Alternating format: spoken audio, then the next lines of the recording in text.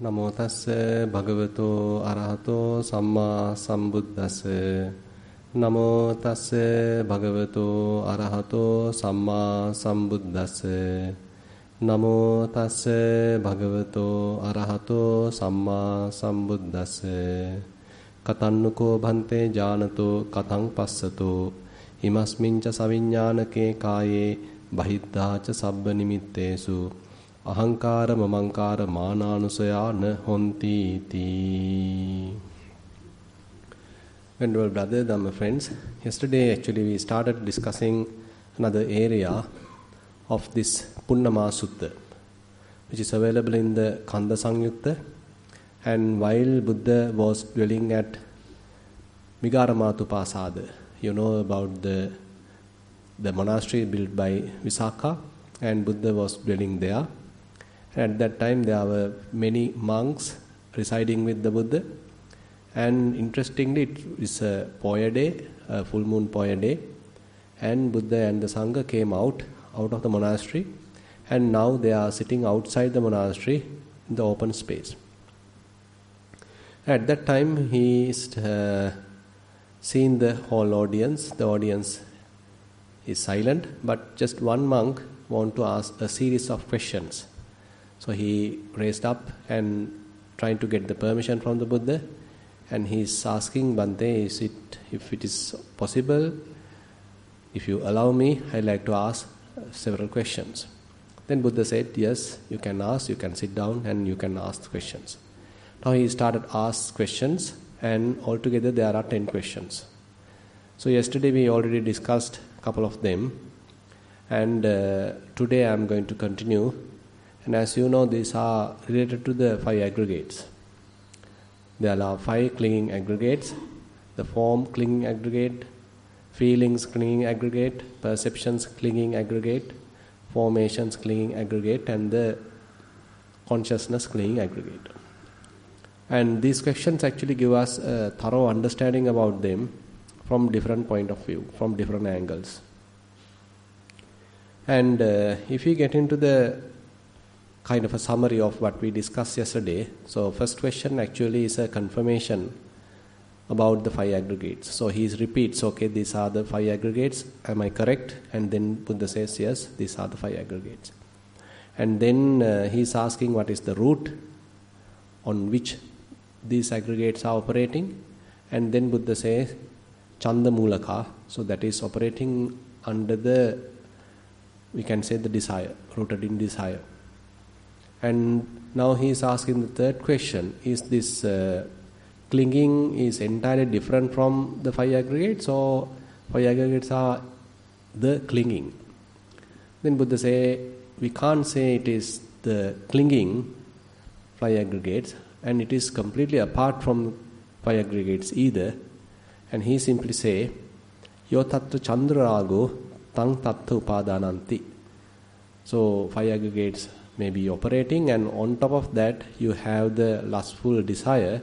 So that is the clinging we are talking here. And then he is asking about the diversity. So with respect to these aggregates, we have different kinds of diverse, say, future related thoughts. So say for example with respect to the body, so you like to have a beautiful body, a handsome body, a healthy body, etc., etc. Or not only the body, with respect to the outside forms, say you like to have a beautiful house, a new house, you want to change the house, leave the house, I want to be at house, so whatever it is. So all different things related to the material realm. So you are talking of some future related desires, plans. So all that comes under in that category. But that is completely different from the feelings. So with respect to feelings also you may have different plans, different anticipations, different ambitions. With respect to perceptions also you may have different such ambitions. With respect to formations, say you are planning something, you're thinking something, you want to create something.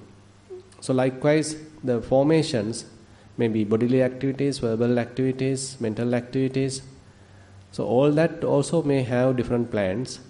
That's also different. Variety of things are there. And with respect to our senses, through eyes you like to see, through the ears you like to hear. Likewise, so we may have different plans with respect to our senses, and so we can say with respect to our consciousness. Now there's a diversity.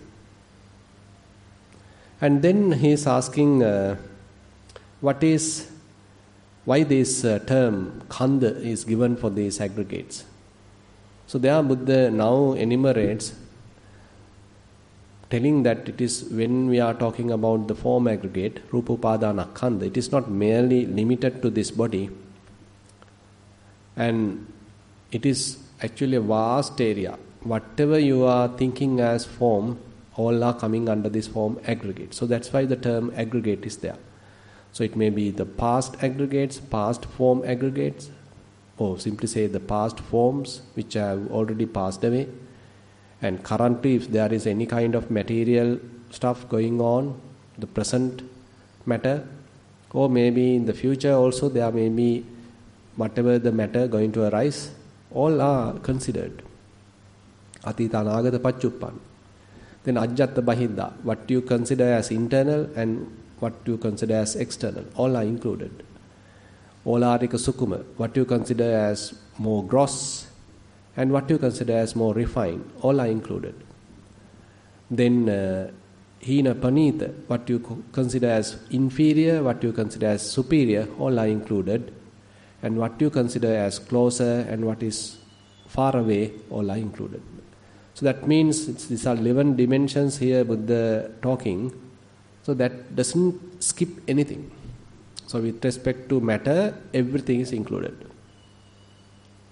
Now similarly with respect to the feelings.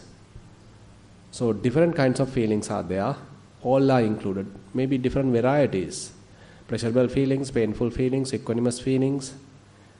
Maybe internal feelings, external feelings. Feelings which has already happened, currently you are going through, and in the future you are going to experience, all are included. So that's why it is called feeling aggregate. Vedana upadana khanda. Khanda is there. It's an aggregate. Now, the next section he is asking, now I take only the Vedana part this time. Konuko bhante hetu ko paccayo Vedana khandassa panyapanaya. So what is the reason, what is the cause for this, the feeling aggregate to manifest?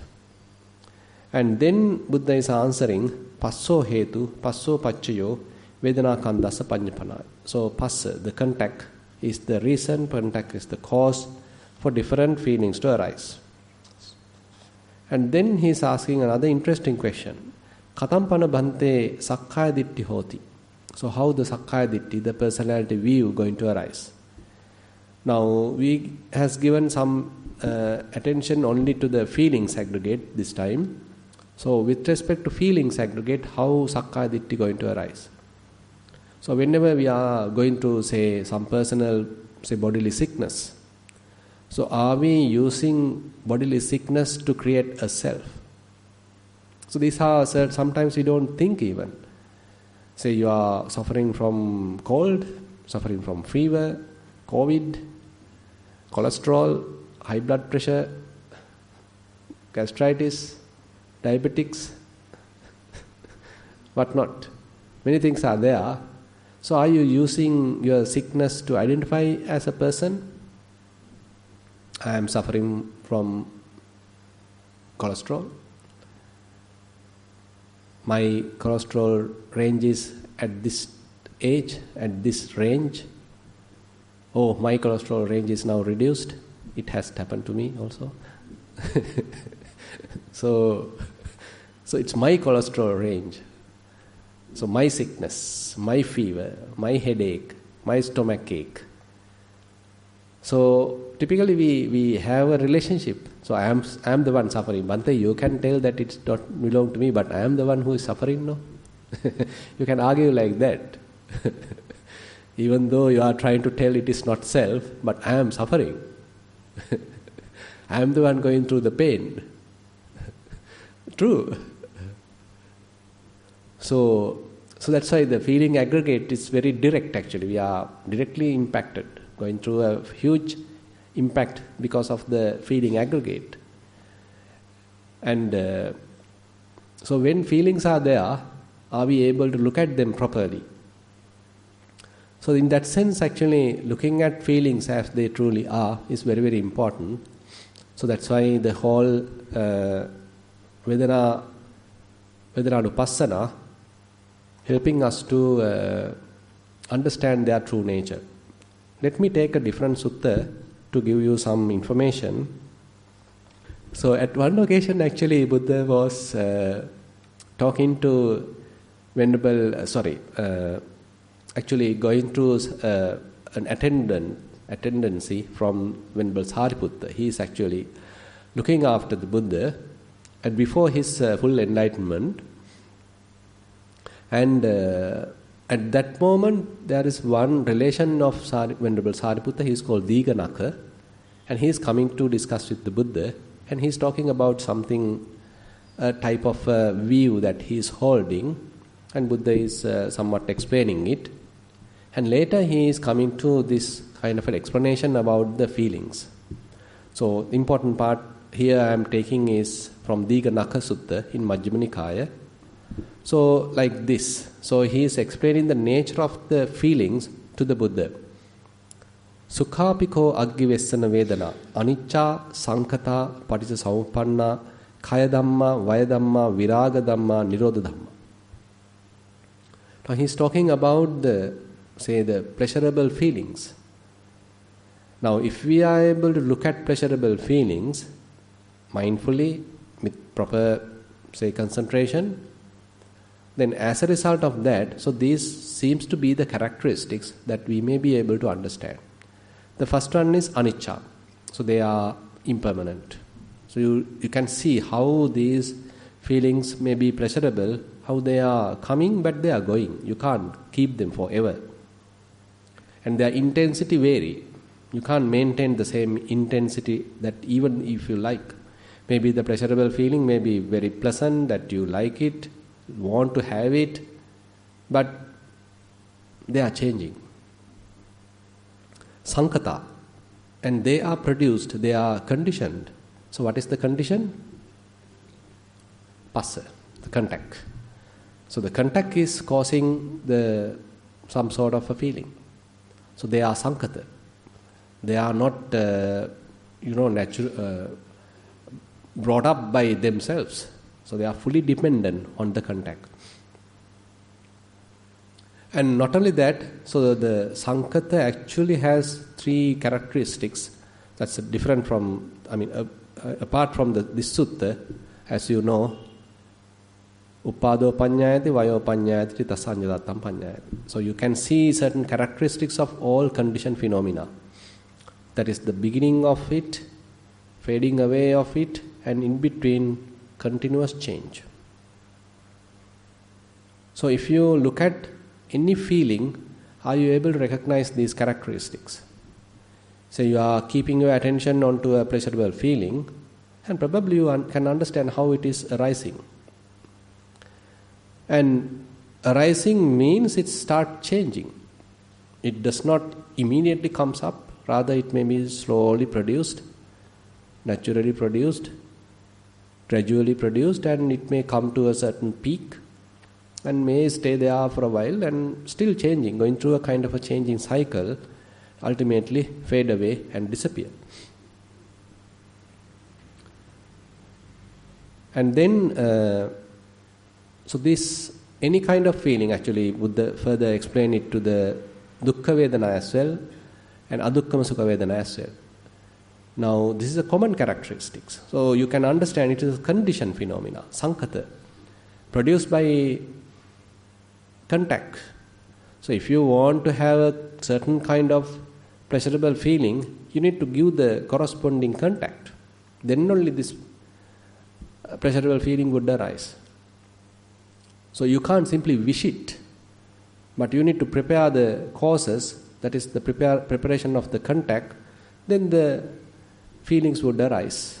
So it's fully dependent. Sankata, Patissamuppanna. The next word is Patissamuppanna, dependently arisen, fully dependent. It can't remain by its own. It needs continuous support coming from the passa, the contact. The contact has to happen again and again. Then the feelings may be happening again and again. It is not a single feeling that we are continuously maintaining, even though we perceive like that.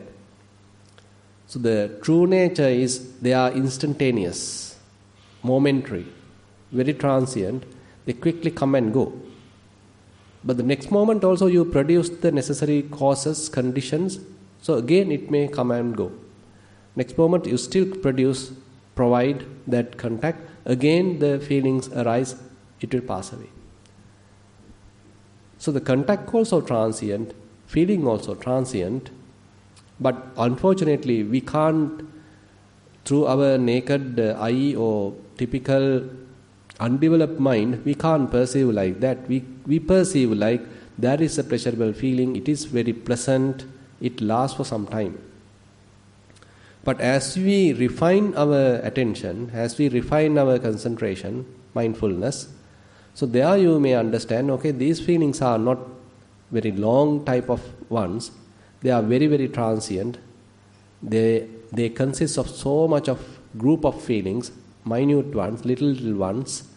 And altogether I am simply feeling the resultant of it. It's a bunch of feelings which are operating. So when your clear comprehension is very sharp, when your concentration is very sharp, very precise, you may be able to recognize these subtle feelings, minute feelings, how quickly they are coming and going. Each one still caused because of the contact. Fully dependent. Patissamuppanna, Kaya Dhamma. And they subject to kind of a destruction. They can't remain forever. Very momentary. Continuously passing away, passing away, passing away. Kaya Dhamma.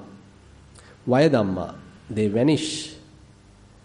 Viraga Dhamma, they fades away. Nirodha Dhamma, ultimately cease. Now, these are very interesting attributes that Buddha pointing out in this Diganaka Sutta. So, when we are watching any type of feeling, so if we are able to understand at least some of them, so those are very interesting. Say, you are not looking at the body, say you are looking at your mind. Say, for example, okay, Sri Lanka cricket team will win the match. So then you might feel, okay, I'm happy, okay, the new team is doing well after the removal of that old captain, whatever. So now the new team is doing well and you are happy, and for how long can you maintain this happiness? 1 hour? 1 day? The next match they defeated. So are you trying to maintain this happiness till the next match? Can you? Still not possible. They won the match, okay, I am happy. They won the Asia Cup, so we all were happy. So some of you may came out and lit the crackers and went through the Colombo city and, waving the flags. The next tournament, complete failure. So the happiness, how long you were able to enjoy, maintain that happiness. It is not a bodily happiness, right? It's a mental happiness. So whatever different kinds of happiness that we are enjoying, can we keep them for a long time? Is it possible for us to maintain for a long time? It's very difficult in a way. I mean, if we want to maintain even for a little bit of long time, then again and again I have to think about it. Oh, he played like this, I am happy. He played like this, oh, I am happy. Played like this, I am happy. Then instantly, oh, he knocked, I am unhappy. Very vulnerable. So I am again and again giving some inputs to maintain this happiness, but very difficult. You can't maintain it like that. So we are trying to maintain it, but very difficult. it is dependent. Dependently arisen. So similarly, the dukkha vedana. So same thing with the repeats. Dukkhapiko aggivessana vedana, anicca sankhata parisampanna kaya dhamma, vaya dhamma, viraga dhamma, nirodha dhamma. Even the painful feelings are impermanent, conditioned, dependently arisen. They go through a certain destruction, vanishing away, fading away, ultimately cease. And he repeats this for the adukkama sukha vedana, neither pleasurable nor painful feelings. Adukkama sukhapiko aggivessana vedana, anicca sankhata parisampanna kaya dhamma, vaya dhamma, viraga dhamma, nirodha dhamma. All different types of feelings have these characteristics. So either we can look at our body, either you can look at our mind. We can find certain pleasant feelings that we are going through our mind. Maybe little worries that we are going through in our mind. Little sorrows that we are going through. All that have these characteristics, isn't it? So it's the nature. So we can look at them. So interesting thing. So what happened when we look at like that? So what would be the result? Evam passang aggivessana sutava ariya savako sukhayapi vedanaya nibbindati. So Buddha mentioned, so when you are looking like that for continuously, again and again, you can't simply see it just once and expect this result. You have to see it for a long time, for many times. And as you see it, sukhayapi vedanayapi nibbindati. You become disenchantment. No point of expecting happiness like this. This happiness, this pleasure, I can't maintain. It is subject to all these previously mentioned characteristics. No point of expecting happiness from this. So you feel little dispassionate about it. You feel disenchanted about it. You feel kind of disgusted about it. So I was expecting this happiness. I was yearning for this kind of happiness. I was wishing this happiness for a long time. But once I have it, it didn't provide me enough happiness. I was imagining about it. I was so inspired to have that. But when I am going through it, it didn't provide me much happiness. And it has provided me instantaneous happiness. It is very transient. It has changed. I have to struggle again to produce the same happiness. That also has the same characteristic. So previously you are so enthusiastic about it, so struggling to have such happiness, but later you find little disillusioned about it. You don't want it. You are not going to invest much time on such kind of a happiness. So likewise, more we see what we are going through, particularly onto the happy feelings, pleasurable feelings, so more we understand their true nature, so we start sort of stopping in a way, looking after them, or looking forward to them, or being overjoyed when they are available. So typically what happens is, particularly when pleasurable feelings are there, we love them, we like them, I want them, this is my feeling. So likewise, easily we prepare the Sakkaya Ditthi, because I am producing a lot of craving around it. Tanha is there, craving is there, so you easily get infatuated about it, fully absorbed to it, addicted to it. So you can see, in the society, this is what's happening. So we are simply going after pleasures. So that's a typical principle, pleasure principle. So we are expecting to satisfy the senses, going after these pleasures. So if some situation is there to satisfy my senses and produce some sort of a gratification, then I like it. Then I vote for that person, for that party or whatever, because they promise and they provide sensual gratification much more than another party. another person. So this is how we vote the coming presidential election. Is this the one way that you're going to vote? Pleasure principle, isn't it? So pleasure principle, simply. So I want to satisfy my senses, so who is going to provide me this kind of a happiness? That part is good.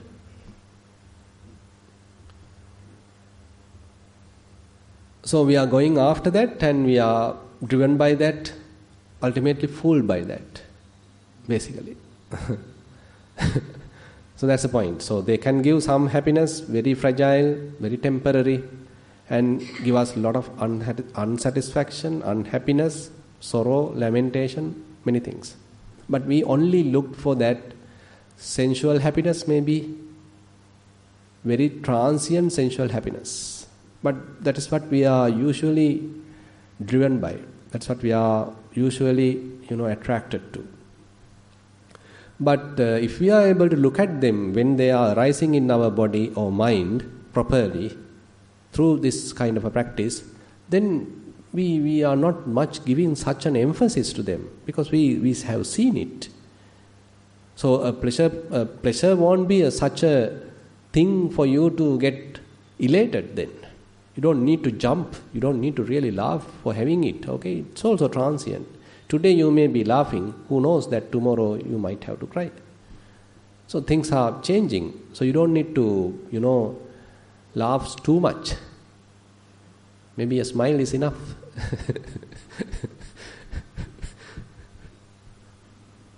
So likewise you become a little matured in that sense. Say for example, if you can remember in our childhood, say our mother, father gave us a toy, brought us something, so maybe we are very happy, overjoyed, and running around the place and jumping and laughing, and we overjoyed. Are you doing that this right now? Overjoyed by having something, or you are more matured? So you can understand, like as kids, how we played. When we receive something, when we win something, so we become overjoyed. But now, those are, kind of trivial things, not anymore. So likewise, so more we understand the true nature of feelings, then even something is to be really happy does not make you overjoyed, overwhelmed by the happiness. Rather, you still maintain the calmness, clarity of the mind. You are not, craving for that. Because, this is also transient.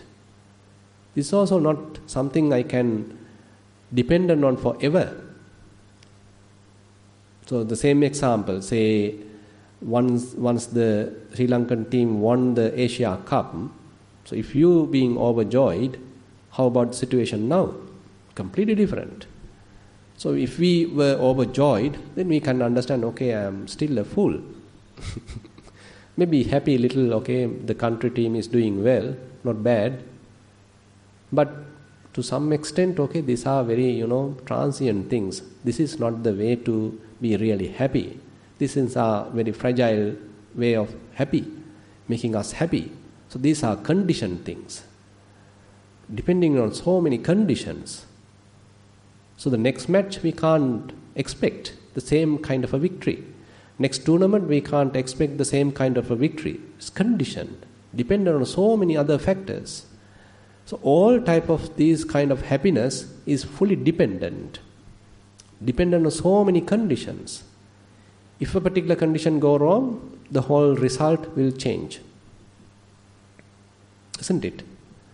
So if we are going after any kind of a pleasure which is conditioned, which is dependent on so many other reasons, causes, and we are trying to be happy with this kind of a happiness, then that's very difficult, very vulnerable, because it has so many other uncontrollable conditions, characteristics, causes, which I have no control. The moment they change, this happiness on which they are dependent going to change. Now, more we understand like this, so you become dispassionate about this kind of happiness, even if it is a pleasurable feeling. Now, painful feeling actually we don't expect, but we may reject, we may be angry or sort of unhappy about it, but still you can be little patient when you know they are true nature. Equanimous feelings are also same. You may not really wish for such thing, but you can be patient with it because that also will pass away. And interestingly, in this Sutta, Buddha further mentioned that when you are experiencing a pleasurable feeling, you are not experiencing painful feeling, nor equanimous feeling. When you are experiencing a painful feeling, you are not experiencing a pleasurable feeling, nor an equanimous feeling. When you are experiencing a equanimous feeling, you are not experiencing a pleasurable feeling, nor painful feeling. So likewise, one at a time. Now, more and more you experience them, or more and more you understand their true nature, they become more transient, very fragile, quickly coming and going, passing away, and you feel dispassionate about it. So the mind withdraws from that all. So mind now wants to find something different. So not kind of something conditioned type of happiness. Now say if you are practicing Vipassana and all the feelings are fragile and you can see all their true nature, and once your mind withdraws from all that, where are you going to keep your mind?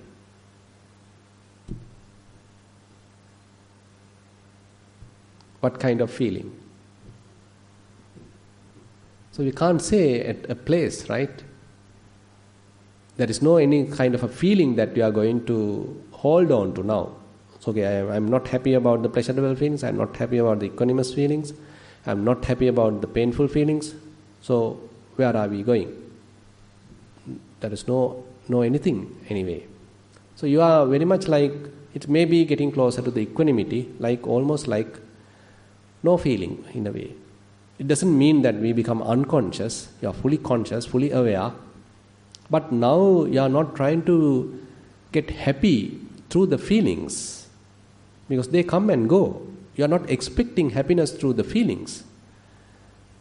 Now how about the feelings, pleasant feelings that we are experiencing through our practice? Say you are practicing Anapanasati and your mind get concentrated and very blissful, and you feel like floating, goosebumps are coming and really fantastic. Why not? Isn't it? So next day, may I have that feeling again? Okay, yesterday was a really fantastic, very successful meditation session. Today also I have to sit like that. Okay, this is the way I have handled.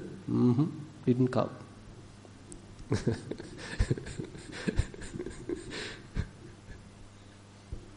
So it is applied even to the meditation.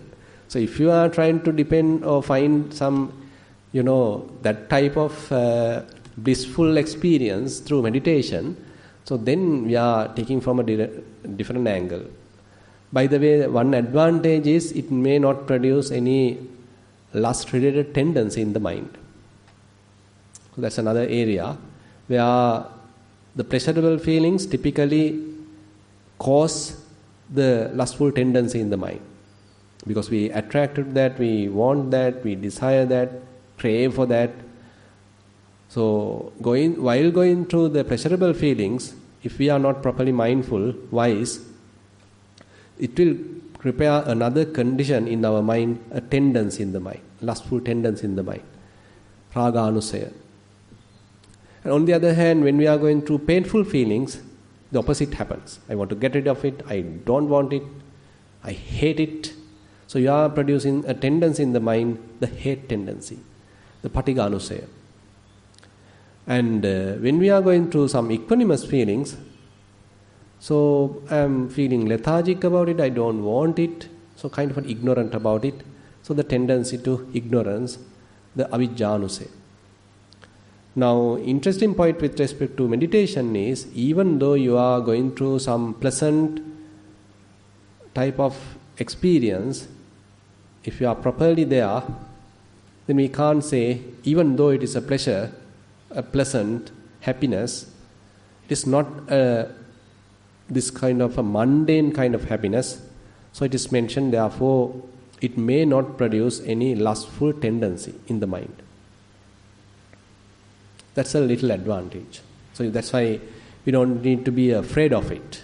Now, say for example, you are practicing and you are experiencing some sort of a pleasant experience, maybe anapanasati through jhana, whatever, samatha practice, vipassana practice, very pleasant, nothing to be afraid of, because it may not produce any tendency, a lustful tendency in the mind, even though it is very pleasant. That is one advantage. But even through meditation, so if we are targeting a kind of a blissful experience every time, so it is very fragile. So it is not the way that we have to look forward.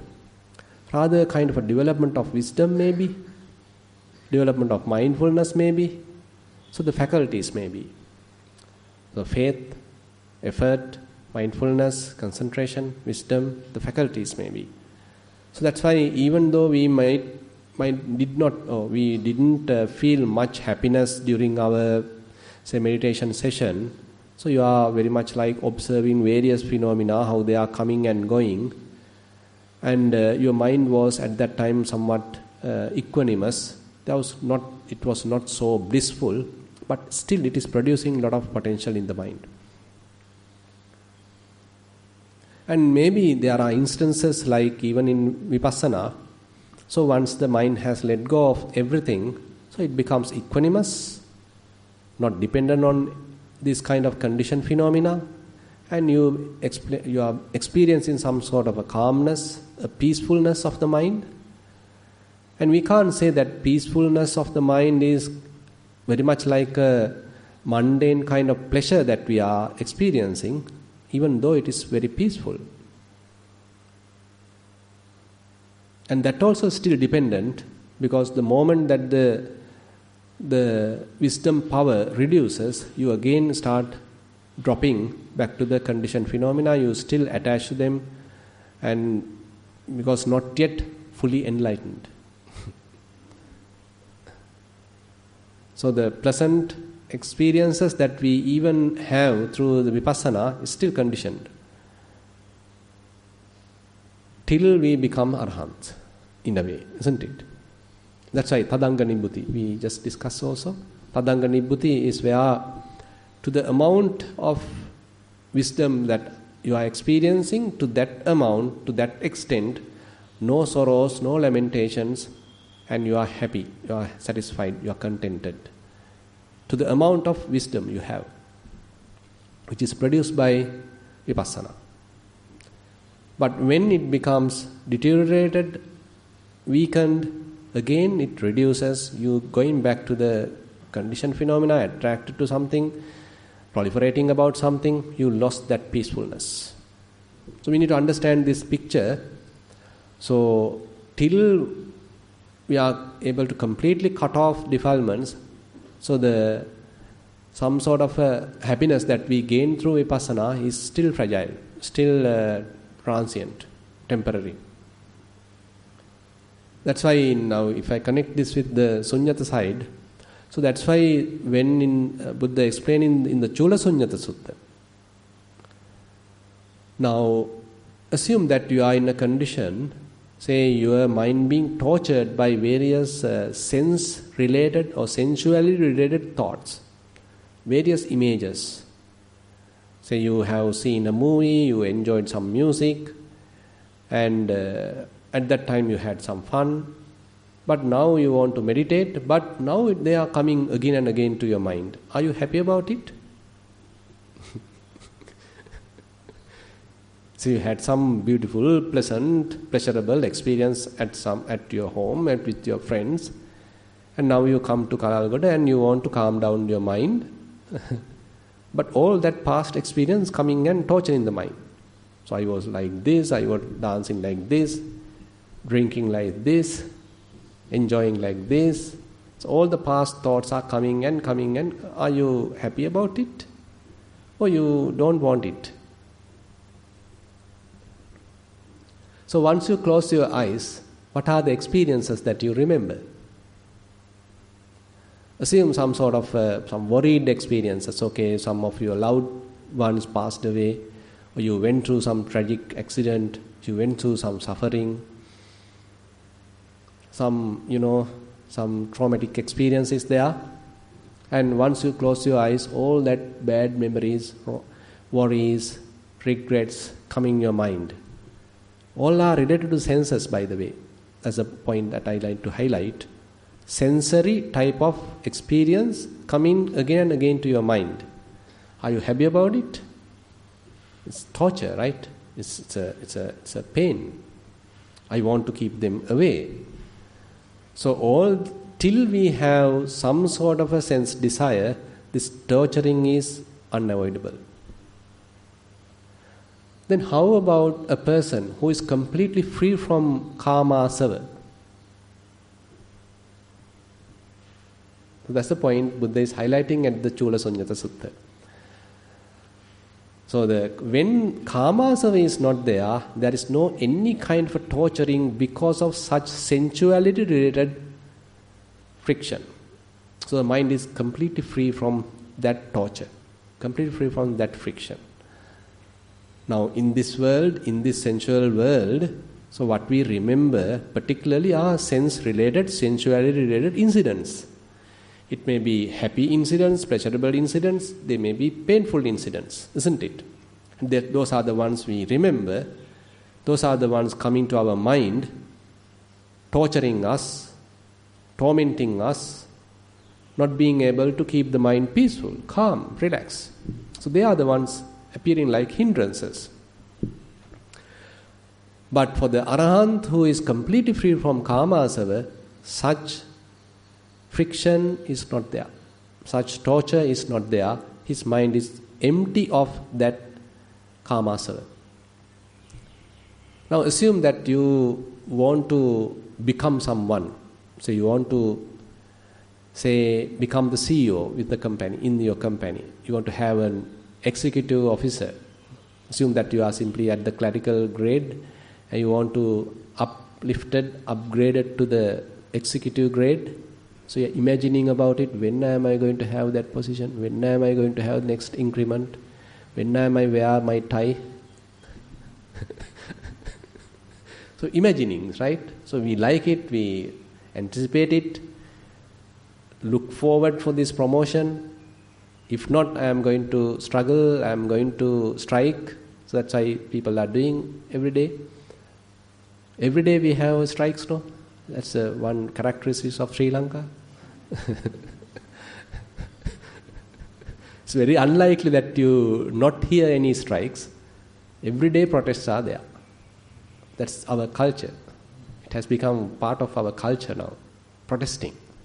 It's going through strikes. Very unfortunate in a way. Anyway, now when we have such kind of ambition, are you currently at present moment 100% happy?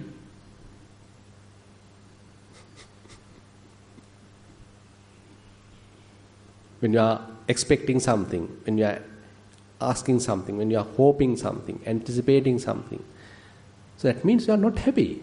Currently you are not happy. You don't feel fulfilled. You don't feel complete. So this is the bhavasava in one sense. So bhavasava is always looking forward for the futuristic event. So I want to have this, I want to have that, I want to become this, I want to get enlightened. Also creates certain kind of a friction, isn't it? I am not yet an arahant, when am I going to be an arahant? I am not yet an sotapanna, when am I going to be a sotapanna? So a little bit of unhappiness is there, isn't it? So the bhavasava, when it is absent totally,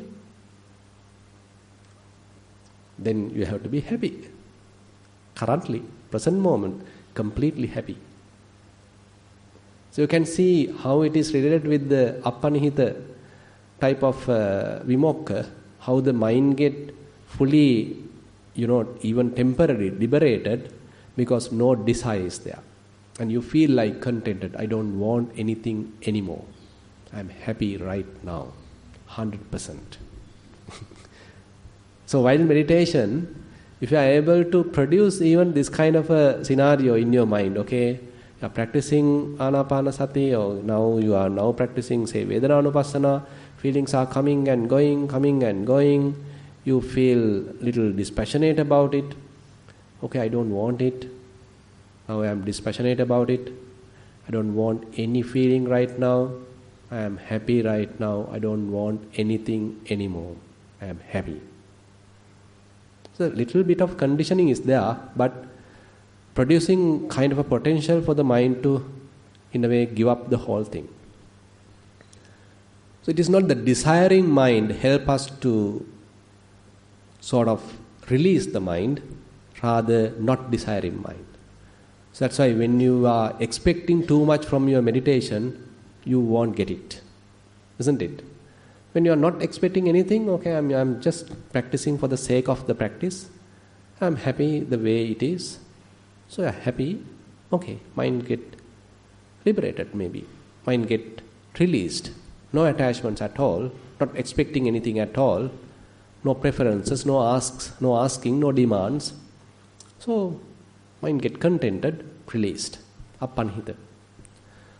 So now when Buddha is explaining this Chulasunjata Sutta, he is telling when bhavasavi is not there, whatever the torturing coming through that is not there. Absent of that, empty of that. Similarly the avijja. So whenever I is there, a personality view is there, a person is there, an individual is there, a sense of I is there, always there's a little bit of unsatisfaction.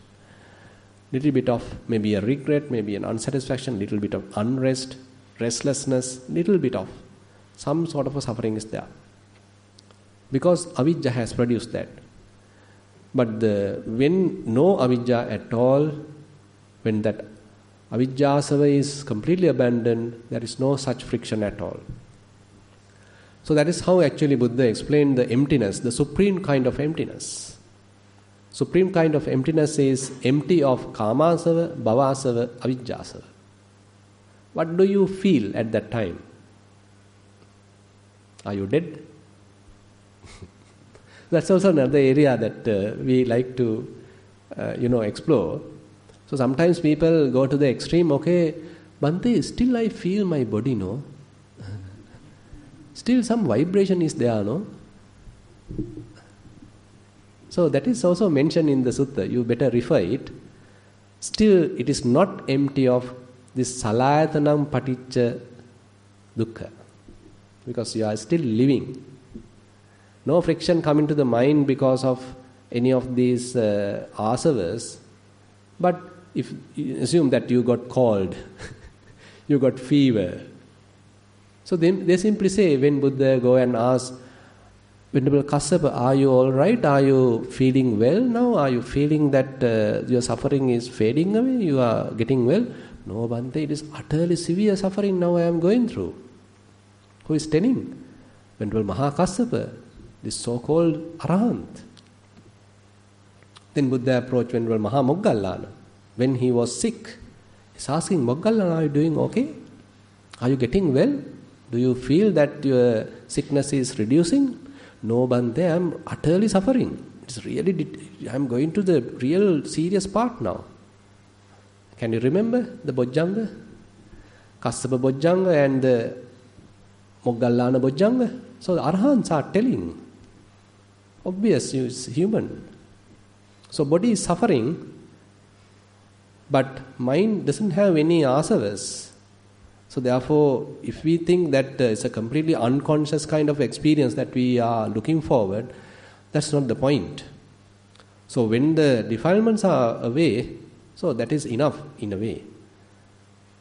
So that may produce a fair kind of happiness, a fair kind of equanimity, maturity in the mind, which you may be able to, kind of bear with this bodily suffering. Buddha himself has gone through a lot of bodily suffering. And actually there's a very interesting incident that we didn't know that. We simply know how Venerable Devadatta has pushed this stone onto the Buddha. And we only know, okay, Devadatta no ලේසෙ ලැබුවා. ඔච්චරනේ අපි හිතන්නේ. ලේසෙ ලැබුවා කියලානේ අපි කියන්නේ. So he has put this stone, and Buddha's this leg was injured. Do you think it is not painful? So there's a very interesting story in the Devata Samyutta somewhere. There's a category called Satullapakayika Vagga. So there are a group of Devas. They come to the Buddha and praise him, telling, Bhante, you are like a tusker. You have bared being patient with utter severe pain. So they understood that pain, but Buddha didn't, even mention about it. So he has gone through that pain. So that's the point that we sometimes think, okay, they are, always blissful, always with a smile, always laughing, always in the sky. You look at the sky. So Buddha always coming through the sky. So to meet Venerable Pukkusati, he simply continuously walk, long distance. So to meet this Panchavaggiya bhikkhus, walk from Isipatana from Bodh Gaya to Isipatana. He didn't use his psychic powers. He became more human. So anyway, these bodily pains are unavoidable. You may experience it, but mental pain is not there, by the way. Now, the last question actually he is asking is very important. So this venerable monk is asking, Katannuko bhante janato katam passato imasmincha saviññānake kāye bahiddāca sabba nimittesu ahankāra mamankāra mānānusaya na honti iti. So how are we practicing so that I-making, mind-making and conceit I am would not arise? So typically what happens with respect to feelings? Now as we say we are going through some bodily feeling, bodily suffering, a sickness. So it is very easy that we create a self out of that. We create a person out of that. We take it very personally. So I am suffering. I am the one having cold. None of you are having cold. So I can take it personally. So I can curse myself, I will cry, worrying. So but how about not taking like that? Okay, this is mere bodily suffering, it's subject to suffering, this is cold, this is fever, this is body ache, headache, whatever it is. Okay, this is it. May I keep the mind away from that? Not being involved in that? Not adding another spear? You can remember the Salla Sutta. Bodily pain is there, but you are not adding a mental pain on top of that. So these are the areas, very difficult by the way. These have to be very practical. So whenever sickness is there, without identifying with the sickness, without being, depressed by the sickness, crying because of the sickness, are we able to keep the mind free from the sickness? Let the body suffer, can't help. Now I have gone to the hospital, the doctor has given some medicine. Okay, I am going through that. Utter pain is there. Can I keep the mind away from that? Not allowing the mind to go and again, go through some mental pain. So these are the areas actually we can think of. So am I using pain to make a person? When the body is going through a pain, am I making a person out of that? Similarly, when I am experiencing a pleasure, happiness, am I making a person out of that? So I-making, mind-making has to be avoided. So Buddha mentioned here as the answer, I am taking only the Vedana part, Yakachi vedana, atita anagata paccuppanna, ajjattang va bahiddava, olarikang va sukumang va, hinang va panitang va, yandure santikeva, sabbang vedana, netammama neso hamasmi na meso attati, eva betang yathabhutang sammappanyaya dattabbang. Assume that you experience a very beautiful, pleasant experience, pleasure. At another moment, when you remember it, are you going to relive that experience? Being a person.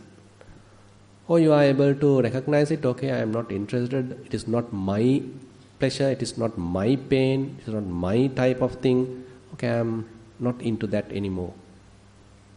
Say you had kind of an unpleasant experience, you had an argument and you cried. And after some time, say after several days, you remember that. How he tortured me, how he blamed me, how he hit me, how he belittled me. So the moment that it comes to your mind, are you making a person out of that? So typically we do that. Typically we make a person. So to me he told like that. So I'm a senior monk, so he told me like that.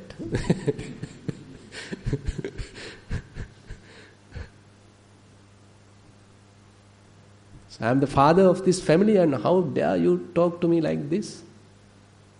So we talk like that, right? So the past experience, so there may be past, future, present, whatever the feelings, we take it so personal. I-making is there. So you made a person as a result of that experience, as a result of that past memory. Or even the future. Say you are going to marry. Imagining about it, oh my goodness, I am going to have pre-shooting like this, past shooting like this, I don't know what type of shootings are there. Alternate shoot. Shoot at the Aturugiri.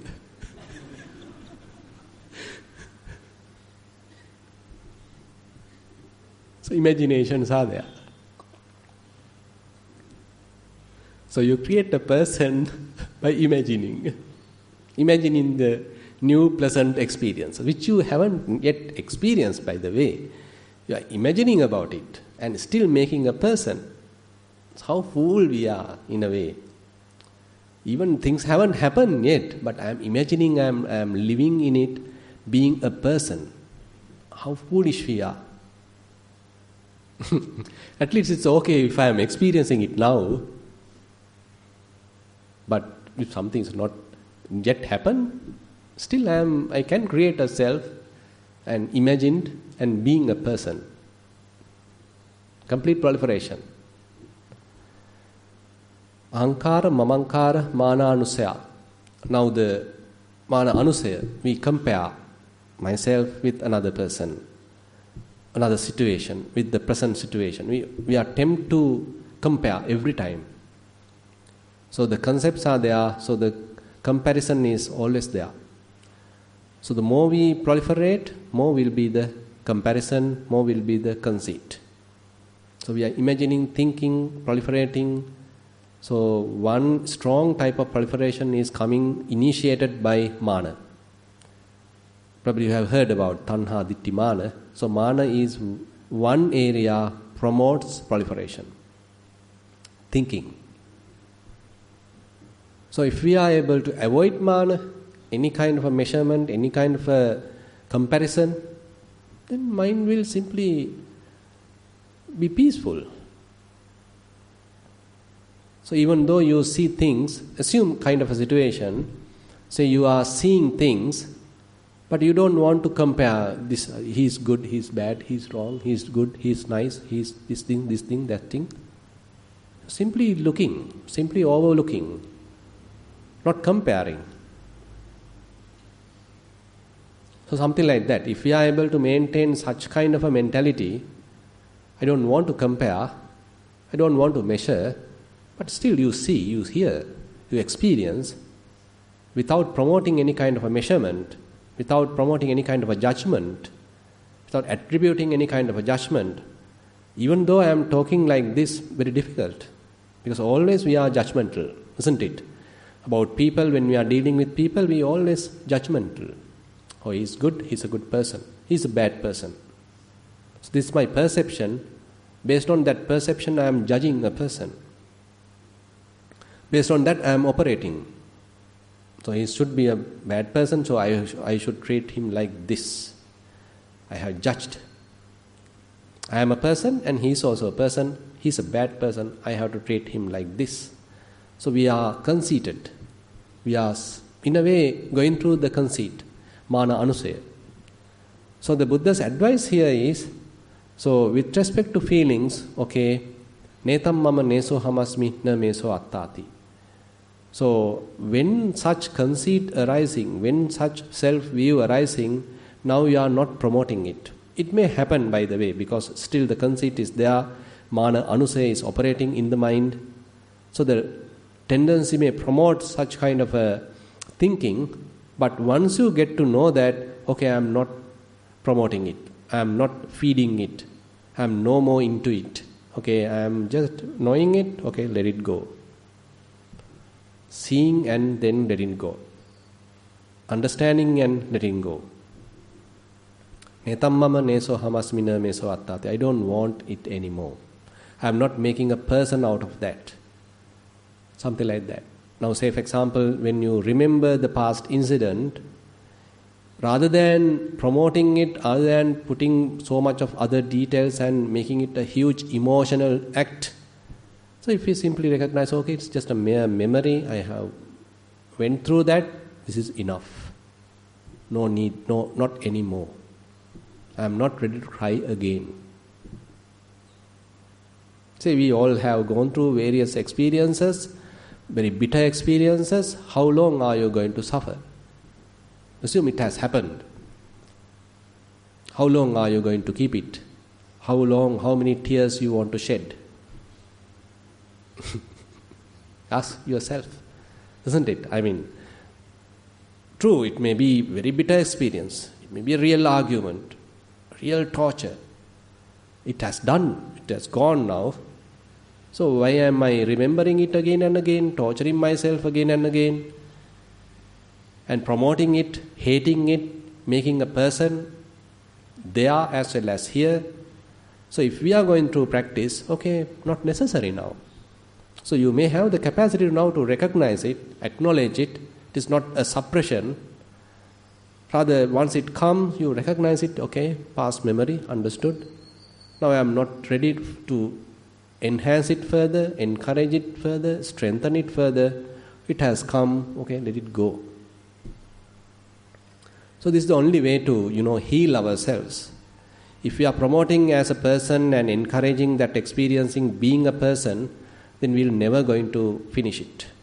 So if we are able to forgive it and forget it and say later, let it be, let it go, then we may have a capacity, possibility to heal.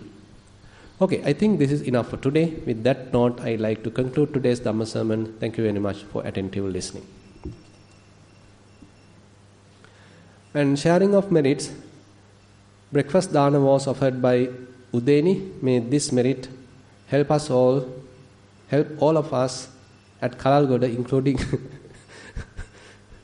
including the Bante and all other Kalyana Mitra, to realize noble Dhamma, attain blissful Nibbana very soon. Wish to pass the merits to all the past relatives, including the late father, Mr. N.A. Tilakaratna.